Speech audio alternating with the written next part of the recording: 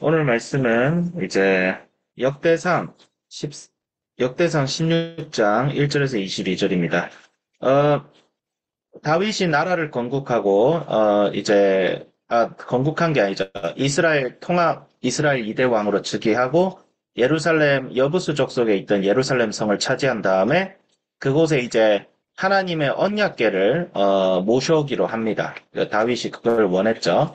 다윗이 처음에 언약궤를 모셔왔을 때는 하나님의 말씀대로 하지 않고, 그 동기가 하나님이 임재하는 그곳을 내가 그냥 가져오겠다. 약간 자기가 조금 중심이 된, 그런 자세로 했다가, 우사 사건이 터졌죠. 우사가, 언약궤가 저는 우사 사건 볼 때마다 좀 시험 들려요. 아니, 우사가 뭐 나쁜 짓을 한 것도 아닌데, 왜, 그거 좀 잡았다고 죽이시나, 하는 생각이, 드는데, 중요한 건 이제 우사 사건이 우리한테 보여주는 것은, 하나님은 거룩하신 분이시고, 우리가 그 거룩하신 분 앞에 나올 때, 우리가 우리의 노력과 우리의 실력과 우리의 어떤 열심으로 나아가는 것이 정답이 아니라는 거죠. 예, 그 열심도 중요하지만, 열심 이전에 중요한 건 하나님의 열심입니다. 우리는 하나님의 열심에 반응하는 신앙을 하는 것이지, 우리가 열심히 해서 주님 앞에 나아오는 것은 뭐 다른 종교에선 그럴 수 있죠. 네, 해탈하기 위해서 막 열심히 스님들 오늘도 막 새벽 3시에 일어나서 수련하시죠.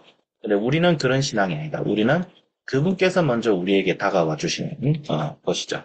그래서 이제 쭉 갔다가 이제 언약궤를 드디어 이제 때가 되니까 안치하죠. 그래서 우리 어제는 언약궤를 아주 말씀대로 운반을 합니다. 레위 사람들도 모으고 제사장들도 모으고 이제 제사를 지내고 그래서 이제 언약궤를 안치합니다. 언약궤를 안치하는데 언약궤를 안치하면서 번제와 화목제를 드리고 그래서 우리 본문의 16장 3절에 보면 이스라엘 무리 중 남녀를 막론하고 각 사람에게 떡 한 더미와 야자 열매로 만든 과자와 건포도로 만든 과자 하나씩을 나누어 주었더라라는 구절이 있는데 이 본문은 우리가 해석하기에 나름인데 약간 성만찬을 좀 암시하고 있다. 성만찬. 그러니까 예수님의 피와 살에 참여하는 떡과 포도주에 참여하는 그 하나님의 그런 잔치. 예. 예배의 원형은 사실 잔치입니다. 잔치. 어떤 잔치냐면 주인이 베풀어 준 잔치에 참여해서 주인을 칭송하고 주인과 서로가 베풀고 먹고 마시는 이 잔치. 이게 사실 예배의 원형이에요. 그래서 예배는 하나님을 향한 것이 우선이 돼야 되겠지만 그 안에서 그 예배에 참여하는 모두가 서로가 서로에게 베푸는 것이 또 예배의 원형이기도 합니다. 그래서 예배는 쌍방간이에요. 예배는 인격적인 교제입니다. 예배는 단순히 우리가 열심히 하나님께 퍼포먼스를 드리는 것이 예배가 아니라 사실 하나님께서 우리를 예배로 초청하세요. 근데 예배가 뭐냐면 잔치예요, 잔치. 그래서 나중에 요한계시록에 의인들이 들림받아서 올라갈 때 어디로 올라가요? 천국 잔치로 가죠. 하나님께서 잔치를 베푸시죠. 그래서 예수님께서도 재미있는 말을 하셨는데 예수님께서 제자들과 함께 성만찬을 하시면서 뭐라고 하시냐면 내가 다시 올 때까지 주의 날이 이루어질 때까지 다시는 포도에서 난 것을 먹고 마시지 않겠다. 그 얘기가 나와요. 예수님께서도. 그러니까 예수님께서 다시 오시는 그날까지 예수님께서 너희들과 다시 만나기 전까지는 포도주를 입에 대지 않으시겠대요. 참 재밌죠? 우리는 맨날 대고 있는데. 어쨌든, 예수님은 안 되시겠대요. 예, 참 재밌는 묘사예요. 예, 재밌는 묘사인데. 중요한 건 뭐냐면, 그런 날이 온다는 거죠. 그래서, 이 이스라엘 백성들이 지금 다윗과 함께 드리는 어떤 하나의 예배는 하나의 잔치였다. 하나님을 기뻐하고, 하나님이 우리와 함께 하신다는 것을 기뻐하는. 예. 교회도 그런 기쁨의 공동체가 돼야 돼요. 하나님이 우리와 함께 하신다는 그 확신과 기쁨이 차고 넘쳐야 돼요. 어떻게 차고 넘칠 수 있어요?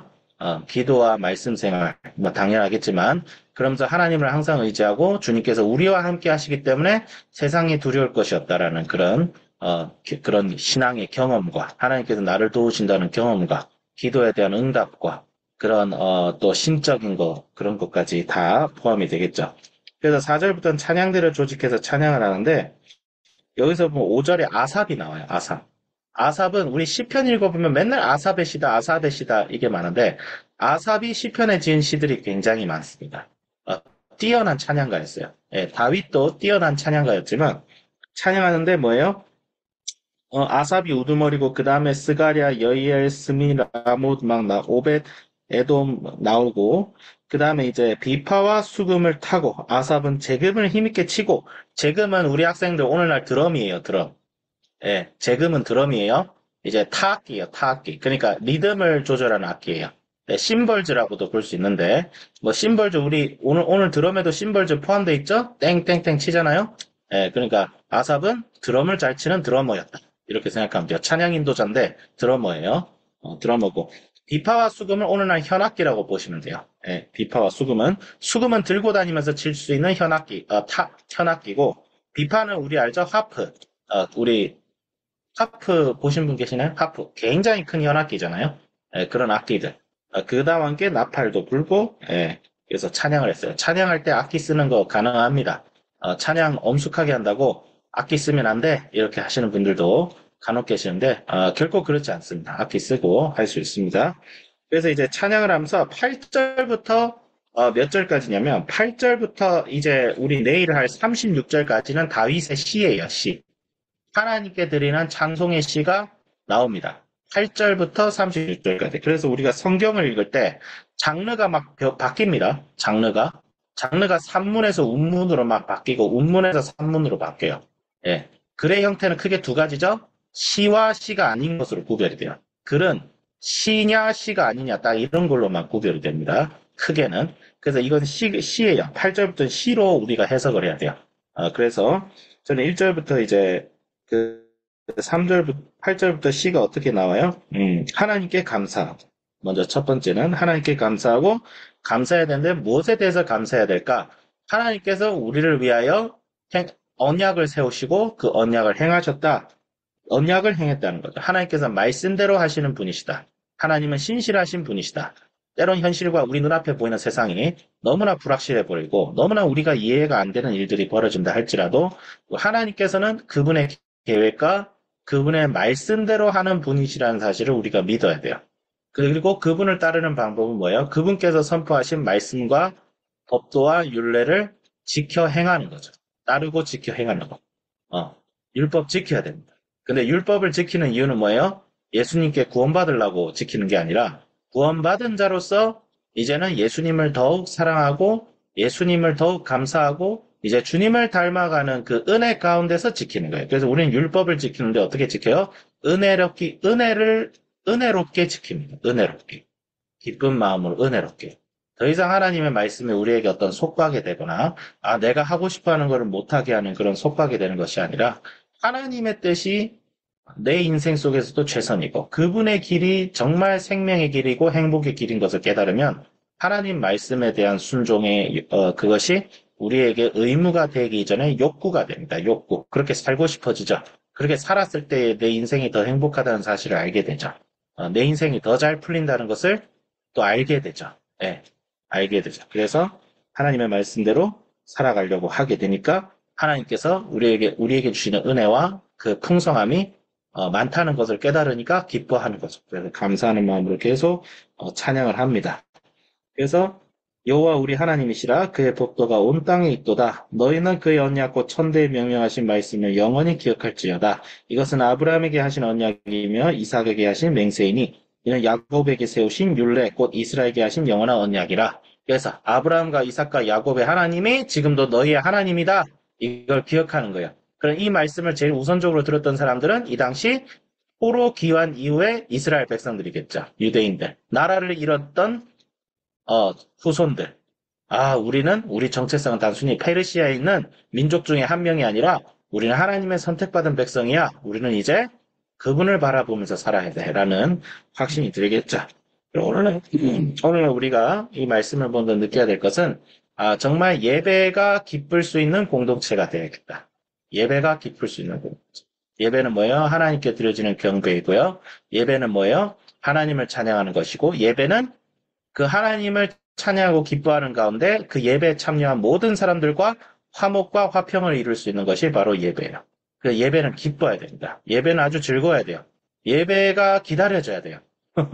아, 오늘 주일이야. 예배 드리러 가야겠네. 피곤하다. 이게 아니라 예배가 즐거워야 됩니다. 너무 즐거워서 미쳐야 됩니다.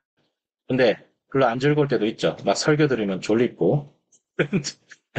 그게 있어요. 근데 예배는 즐거워야 됩니다. 어떻게 즐거워야 되냐면 단순히 억지로 즐거워하라는 말이 아니라 예수님을 생각하고 그분의 은혜를 기억하고 정말 그분이 우리 삶 속에 함께 하신다는 것을 깨달을 때 예배가 즐거울 수 있어요. 그 예배가 즐거울 때 예배가 즐거운 공동체가 되어지면 예배가 내 인생에 정말 필요하다는 사실을 깨닫는 그런 교회가 되어지만 그런 교회를 하나님께서 사용하셔서 사실은 세상을 변화시키죠. 예. 그래서 교회가 세상을 바꾸는 이 세상을 충만하는 빛이다. 하나님께서 선언하시는 것이죠. 그래서 저도 이런 예배가 기쁠 수 있는 그런 사람이 먼저 돼야겠다. 그래서 정말 예수님께서 그렇게 해서 예수님께 항상 감사하고 기뻐하고 그래서 찬양하면서 우리 성도님께 제가 한 가지 제안을 드리면 시편을 자주 묵상하세요. 예.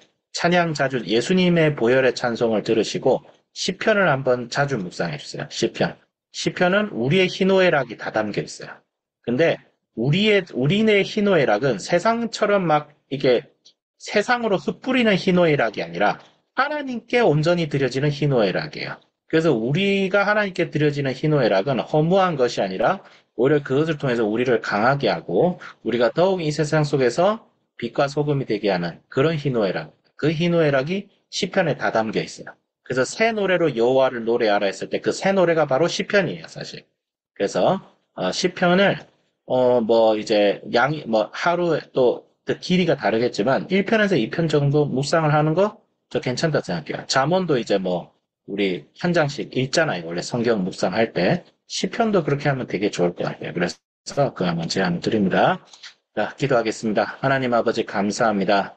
주님, 주님과 함께하고 주님께서 우리 가운데 계시니 주님 우리가 기뻐 뛰며 찬송하며 노래합니다. 주님이 살아계시니 주님과 우리 함께 하시니 주님이 우리의 삶 속에서 우리 홀로 이 길을 가지 않게 하시는 분이라는 것을 깨닫고 기뻐하고 찬송하고 찬양하고 매 삶 속에 예배가 되게 하시고 모여서 드리는 예배 속에서 주님을 사랑하는 마음을 가지고 서로가 서로를 사랑하는 그런 화평의 공동체인 예수 그리스도의 몸된 교회가 일어나고 무엇보다 우리 주사랑교회가 우리 한비전 공동체가 그런 공동체가 되어서 우리뿐만이 아니라 우리를 통해 나오는 수많은 사람들에게 환대와 섬김이 있을 수 있는 세상을 바꿀 수 있는 저희들 되게 해주시옵소서.